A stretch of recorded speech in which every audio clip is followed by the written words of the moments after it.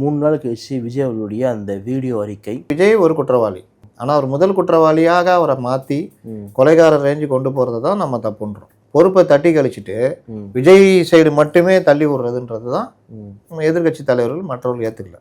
அவ்வளோ கிரௌடு இருக்குது. அப்போ ஏன் விஜய் உள்ளே விடணும்? கூட்டத்தை ரத்து பண்ணணும். விஜயை நீங்கள் திரும்பி போங்க, பெரம்பலூரில் பண்ணாங்கல்ல, ஆமாம், அந்த மாதிரி பண்ணணும். கேட்டால் நாங்கள் சொன்னோம் அவர் கேட்கலன்றதுலாம் இங்கே வேணால் பேசுகிறதுக்கு பத்திரிகையாளர்கள் வேணால் கம்மியாக இருப்பாங்க. நீதிமன்றம் ஏற்றுக்குமா? செந்தில் பாலாஜி தான் இப்படிப்பட்ட அசம்பாவிதம் நடக்குவதற்கு காரணம்னு ஒரு ஸ்டேட்மெண்ட் வச்சு ஏற்றுக்கொள்ள முடியாது.